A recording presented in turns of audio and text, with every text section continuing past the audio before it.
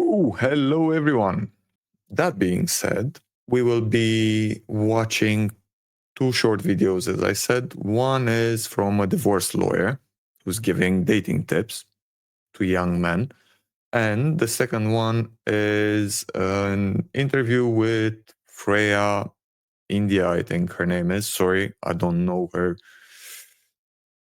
personally. So that's about boyfriends of Instagram.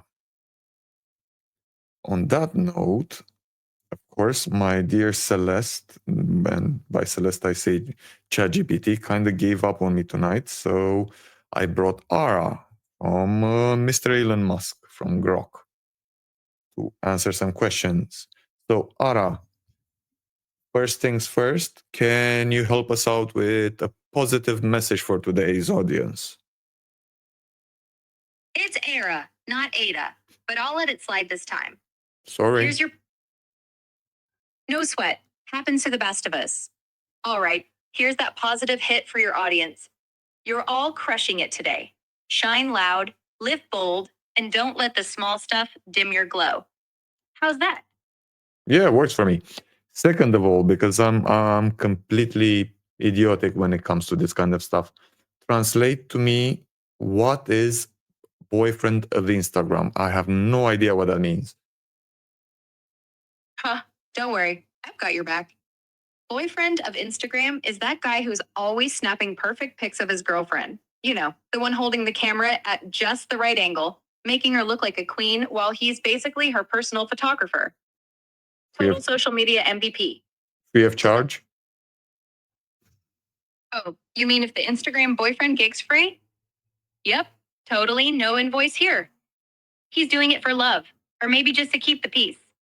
Either way, you won't see him sending a bill. Okay, cool. So, yeah, makes sense why I didn't know about it. Fine, didn't miss anything. That's okay. Nah, you're good. You didn't miss much. Just the Instagram boyfriend memo, but now you're in the loop. Don't stress. You're still cool in my book. Way cooler than some guy chasing likes for free. What's next on your mind? It's okay. I'll take it from here. Thank you very much. What did you say your name is? Ara, Mara? Glad I could help. My name's Era, just Era. No Ada or Mara in the mix. You've got this live thing in the bag now. Knock 'em dead. You heard that? Yeah, we have this in the bag. Let's knock it dead. Cool. Fine. Okay, Ara has some character. I like her. Now, this reminds me the part with the Instagram boyfriend. Okay, I had no idea what that actually is because I don't even have Instagram. I know I'm awful. I'm horrible. What can I do? But one of the misses that I've been with in a relationship, she was obsessed with pictures and all of that. All of that. I usually call it crap, but yes. And of course, because I am absolutely horrible at taking pictures. Sorry, I'm not looking at the camera. I'm just posting in the chat. I've posted the link in case you guys want to join me live. Okay, and going back to the story, I'm crap at taking pictures, of course, and she was insisting on me taking pictures. We ended up arguing quite a few times for bloody pictures, mate. And I remembered, I think, kind of the last time that happened was we went on holiday in Rome. We were at the Fontana de Travi, and she was insisting on me taking pictures. She got upset because I didn't take the perfect picture. I got so pissed off. I told her, you know what? I'll just throw the bloody camera in the fountain. Maybe it brings someone luck. And that's when she gave up. That's when she let me be. I was like, either you want a picture? Yeah, I'll take a picture. If you don't like it, minchia. I am not the photographer. That's not why we got together. It's like I wasn't demanding for her to cook because she wasn't good at cooking, right? Why would you demand for me to do photos? Pretty much. But that's the only, let's say, experience that I have with taking pictures. Aha. Now that we know all of those things, let's go to our dear friend. I think I can just put it here. Pa-pa-pam, pa-pam. This gentleman is Jonathan Noble Esquire, and he is a divorce lawyer. He's going to give us some advice on dating because, yeah, why not? We all need some advice on dating at the moment, no? Everybody, I just want to make a quick video for the younger guys in my audience. Based on the analytics on this YouTube channel, I have a lot of men, young men, 18 to 34, all around the world He lost who are me. subscribed to my YouTube channel. And I get a lot of questions from them. But basically, here's the purpose of the video. I get on my YouTube feed a lot of dating videos where guys are going out asking women, how much should a guy spend on the first date? And what's your ideal idea of a great first date? And what do you look for? And the women are, well, he has to spend at least $250 on the first date because I have to put my makeup on and I have to get my hair That's, first of all, bullshit. done.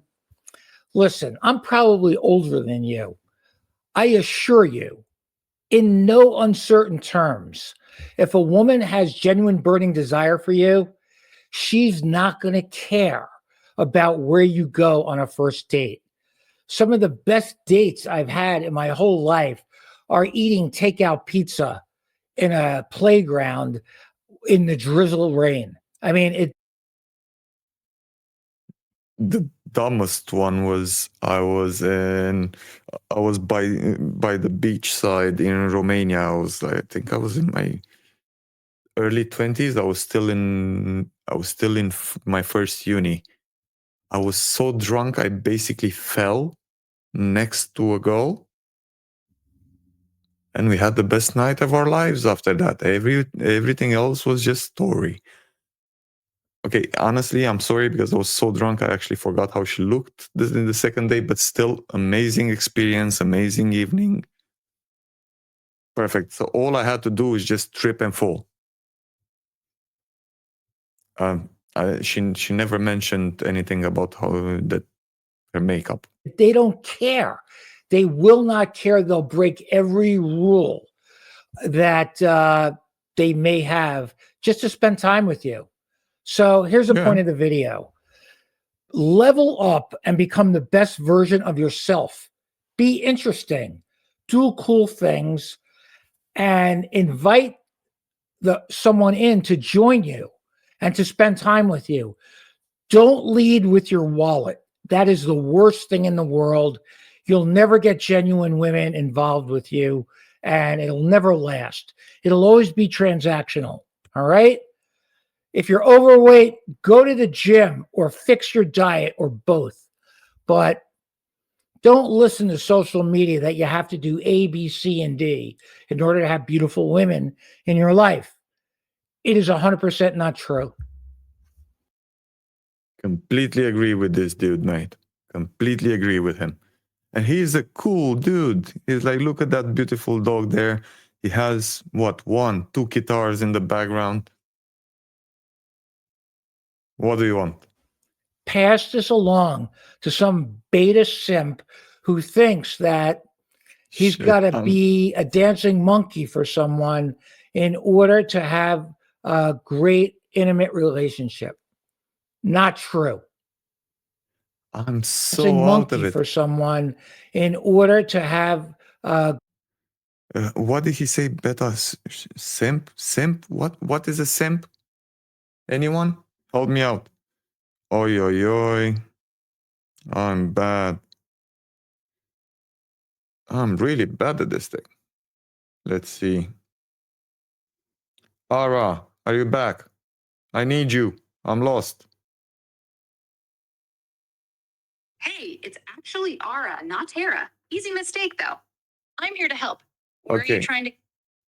Chill, because I'm always going to mistake your name. So either you get pissed off all the time and I'm going to feel like we're in a relationship, or you just chill and take it as it is, yeah? Haha, no worries, I'll chill. Call me whatever you want. I won't get pissed. Cool. Let's just focus on getting you unlost. Where are you at? And where do you need to head? What's a simp? A simp's basically someone who's super nice or attentive to another person, usually hoping to win them over romantically. Like, they might go overboard with compliments or favors, often without much in return. It's slang, kind of playful, but can be a jab too, depending on how it's used. You hear it a lot online these days. Does that clear it up? Yep. Okay. That works for me. Cool. Yeah. Fine. Yeah, makes sense. Okay, this dude is really cool, and his message is actually in less than 3 minutes. He said everything that you need to know. So it's like if a woman is really interested in you, if a dude is really interested in you, it's like vice versa works the same. Money shouldn't be the priority. And I've seen so many stories about couples, amazing couples that have been going at it for like 20 years, 30 years, have 2, 3 kids. They don't have cars, houses, and all of that shit, but they're happier than most of the Instagram simps, boyfriends, or whatever they're called at the moment, and all of this crap that you see online. And it's not about the money, at least for them. I'm not saying the money is not important. Okay, it's like you said, creating the best version of yourself should first of all be done for yourself. It's and smile, man. It's like life is so fudging short, and we forget to smile. That's free, basically. I'm just saying. Oh, that's it? Wait, I wanted to see the ending. I think that was it. Cool. This dude is really, really, really cool. So, Mr. Jonathan Noble, amazing life advice. We're going to go at the end to see some of the comments. And now we're going to jump to this one. So, this is what Boyfriends of Instagram says about modern dating. This is an interview with Freya India, which of course I don't know. And this guy, I think I've seen him. We've done one of his videos. Jonathan, I think. No, Chris Williamson. Cool. So let's see how this I guess is going to even work. relationships have been infected by social media. I guess even relationships have been infected by social media. The boyfriends of Instagram trend has been around for a while, but has maybe escalated Well, a have you little bit. seen I read an article the other day, it made me want to kill myself. It was about soft launching your boyfriend on Instagram. Please tell me Say more. what? So it's about telling girls, so this young woman wondering, how should you announce to your followers, like not influencers, like I'm talking ordinary young women. Mhm. How should you announce your boyfriend? Should you do a soft launch where it's just like his arm, or should you do like a full reveal? And it's like, but it's kind of messed up because it's like, this is like introducing a brand deal or something.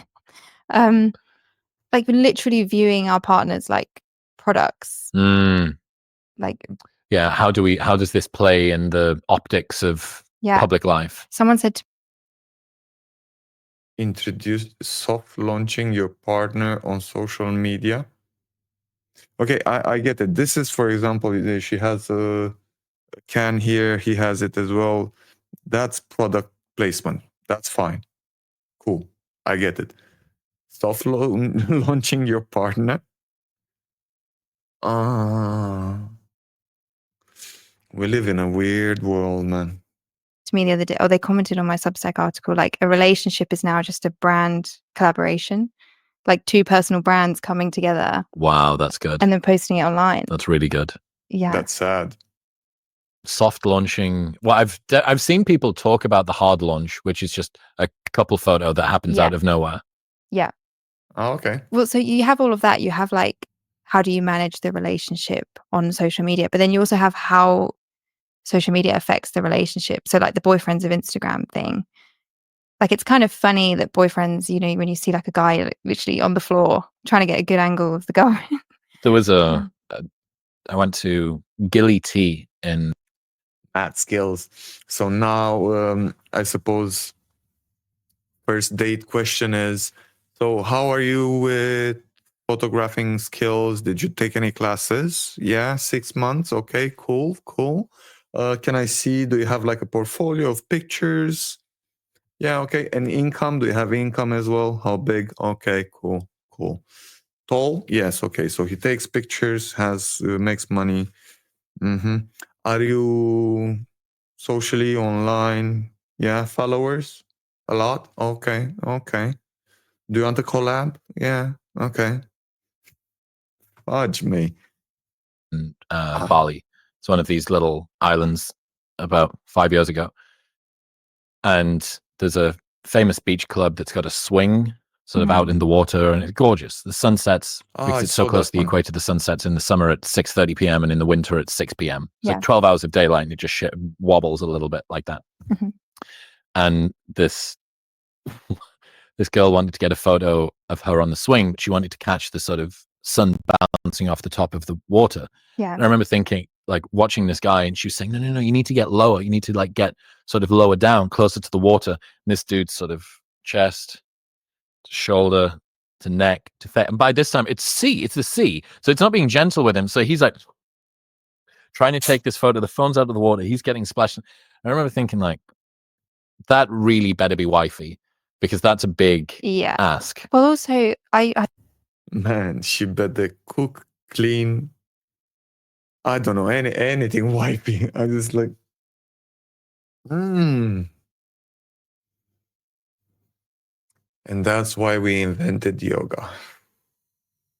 just always think, who is it for? If your boyfriend is right there, like it does Ooh, that's get to the smart. point where you're like posing in a bikini, and your boyfriend's taking the pictures of you. It's like, is this for Instagram? Because I don't know. It's such a strange thing that's become so normalized. It's a little bit of an indicator. I mean, unless this is your new Income? album cover or whatever for your Yeah. slam poetry or some shit that you do, Mhm. there is a little bit of like, well, surely the person that you're trying to impress the most is Yeah. the one that's taking the photo. So what does the photo need to be taken for? Unless it's for his private collection. But it's Nah. Wait. Once a lady told me that she's not taking the pictures. Okay, she wasn't taking the picture, but she wasn't posing for the boyfriend or the Instagram boyfriend or the following. She was posing for herself. So when she's old and wrinkly, she could just watch the pictures and remember how beautifully she looked and so on. And yeah, some stuff. it's become so normalized that, like, when I wrote about boyfriends of Instagram, people were replying like, "Oh, but I'm trying to get memories and stuff." And like, I had a picture. He's not in it.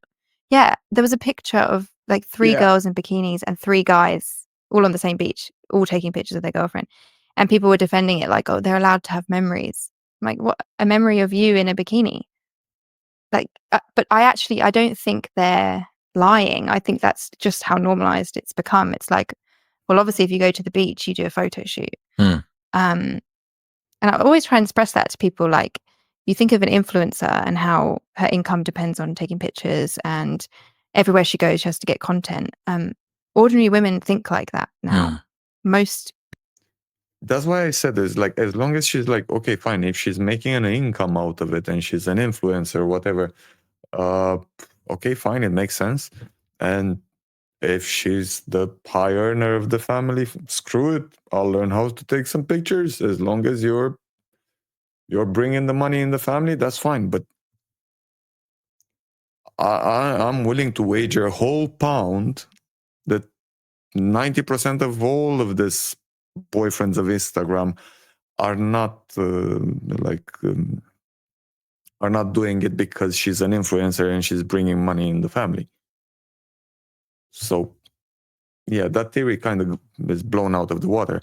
So in the cases where it does make sense, yeah, fine, go for it, mate. But it is what it is. It's a family business. It's a family business. We work together. People have it in the back of their mind, I should be getting a social media picture, or this is a good moment, or this landscape would get really good clicks. Like, that's how they think. And I don't think some older people realize that young girls are behaving and thinking like their influencers all the time.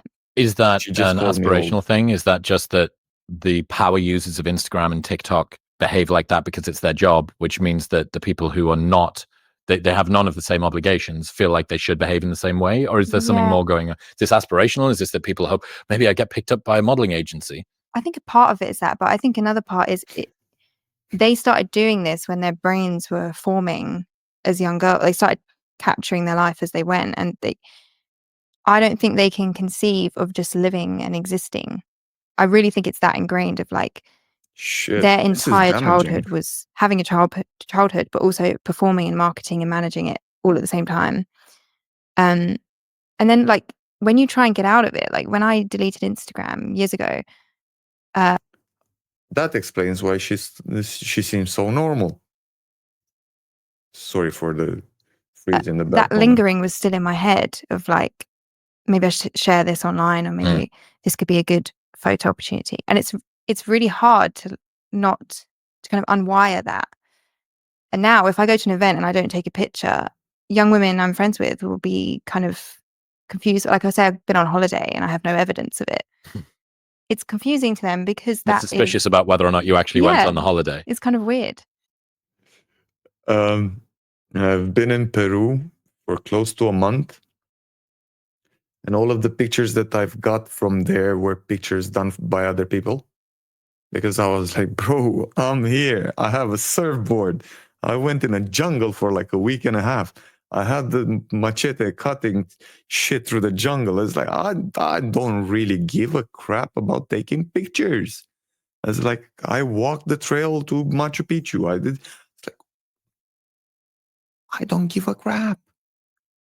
Yeah, I ended up having like thousands of pictures because everyone was just doing this everywhere. But I'm living in the moment. And okay, yeah, I'm trying to do the social media thing. And it's freaking complicated for me because I don't know if you figured it out already. I am like a complete Neanderthal. I have zero knowledge about this kind of things. And today I've done my first thumbnail, and that's mostly because Grok told me it's really important to do the thumbnail. And yeah, I wasn't capable of taking a selfie or something like that, so I just used a snapshot from the live stream. I'm sorry, it is what it is. Trying to get better. With time, I will get better. I know, one day at a time. And I think there are genuinely young people who go on holiday to get pictures. For the photos. Who even get in relationships for the photos, and who are quietly living their life for Instagram in ways that people don't realize has become that intense. What do you make of the contribution of family breakdown to this? Of that, you mentioned before about that sort of lack of guidance, people looking for a little bit of guidance, maybe filling the void with entertainment that typically would have been taken up by family. What role does family breakdown have here? I think it's linked to what I was saying about looking for relationship guidance. It's like, well, you look at something like mental health TikTok. People are sharing like their really deep trauma and turmoil and problems, and you can't help but look at it and think, are you close to your family? Like this is the kind of thing that you talk about with your family. It's what your family is there for. And now you're telling strangers on TikTok. And then you look at the statistics of the amount of Gen Z who aren't living with both their mother and father. I think in the UK, it's over half of children by 14 don't live with their mum and dad. Most of them are separated. And I think I've mentioned this before. I have a problem with the system. I think the system, I think it's encouraging the separation. So in the building that I live in, four flats. Out of 4 flats, the only family that is still together is a Muslim family. And I would imagine that it's quite hard for them to separate, if you know what I mean, due to religious and they seem like an amazing couple and Every time I interacted with them, super cool. But everyone else, single mothers, like an epidemic. It's an epidemic of single mothers, and I really think that's damaging for their sons as well, for the ones that have boys. I'm quite worried for the new generation of boys in particular, but yeah, girls as well, no worries. And so they don't have a feeling of belonging at home. And then you stretch that out to they don't have any sense of community. Their community is a Reddit forum or Instagram. That's Like, sad. I, growing up, had no sense of what a local community is or like neighbors knowing each other.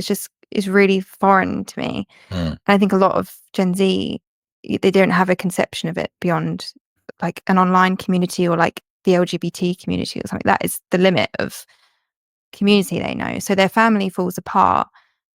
There's nothing really to catch them. There's no neighborhood of adults who are there. Then you add that they're becoming less religious. So they don't feel that they belong to anything bigger than that. They have no faith in anything bigger.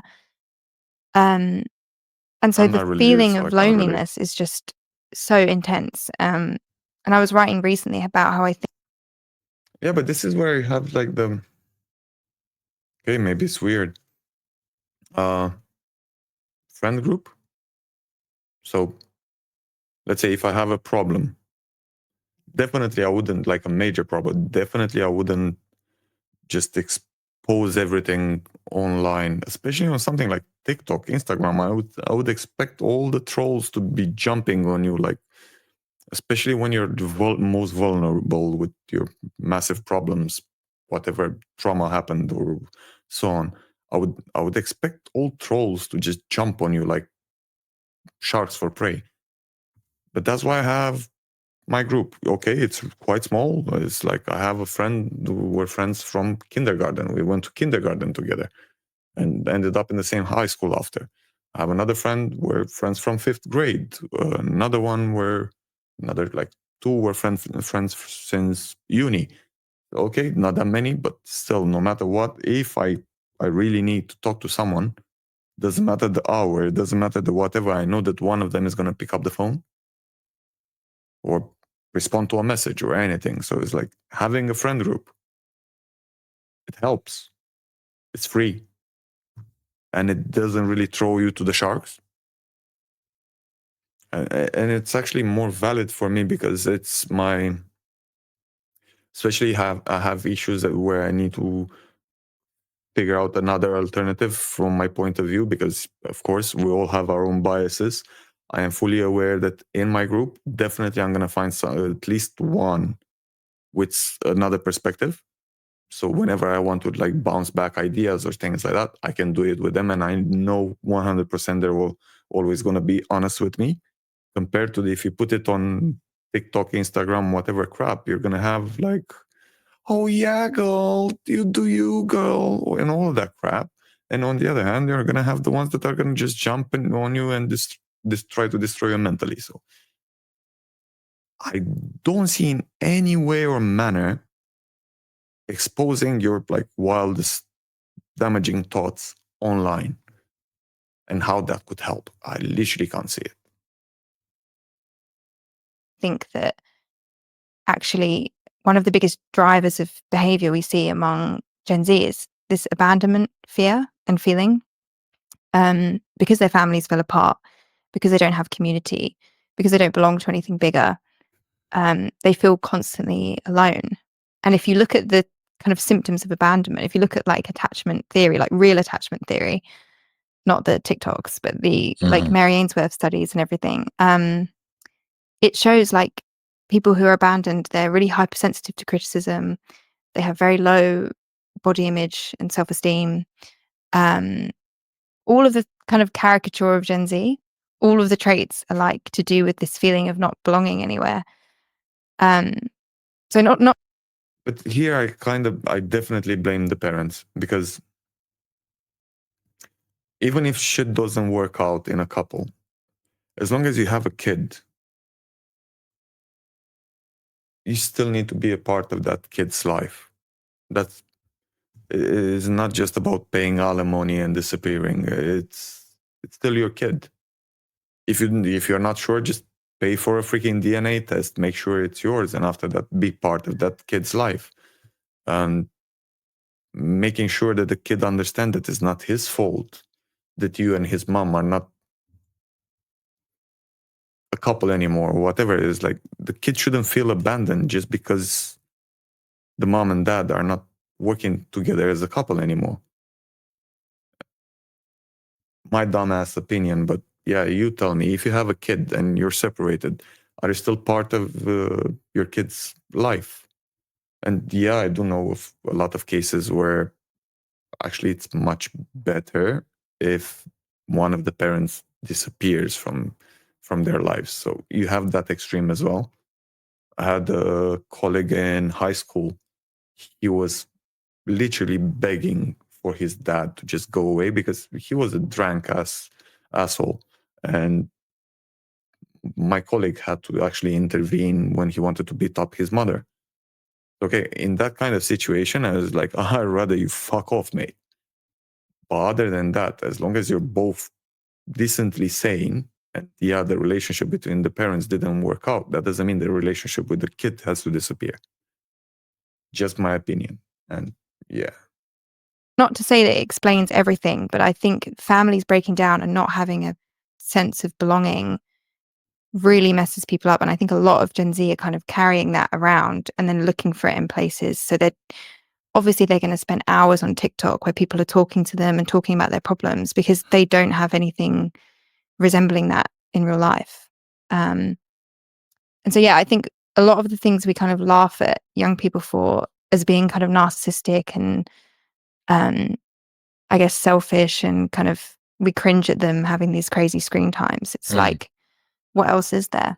In other news, this Oh, real life and learning how to talk to each other in person. It's much nicer than you guys think. If you're Gen Z, just talk to someone. Hopefully in your age group. Hopefully not all of them are gonna bite. But yeah, talk to someone in real life. Have friends. Not only the ones that you chat with. The ones that you can actually go for a cup of tea, coffee, beer, whatever works for you, whatever floats your boat. Yoy. And we wonder why 50% of young dudes didn't ever have sex or something. We're growing a generation of virgins and OnlyFans models. Okay. It's depressing. And every time I'm looking at this kind of things, and every time I look online and see what's going on around me, I'm like, I'm starting to think that either we're literally living in episodes of Black Mirror, man. And it's scary. It's literally scary. This episode is brought to you by Function. Did you know that your annual physical only screens for around 20 biomarkers? That leaves a lot of gaps when it comes to understanding your health, which is why I partnered with Function. They run lab tests twice a year that monitor over 100 biomarkers. They even screen for 50 types of cancer at stage 1. They've got a team of... Okay, you got the point. Because I did watch Mr. Man, why do I always Chris's video? You have his link right here. Go make this guy some money if you want to screen for whatever he said. Go wild. Cool. Now, my friends, let me know. Have you ever been a boyfriend on Instagram? Are you a boyfriend of Instagram? Mrs., are you an Instagram model? Is everything that Freya is saying, is that true? Does that actually happen in real life? I'm scared because my kid is still young. So if you would say like, oh yeah, he's young, so there's nothing to worry about.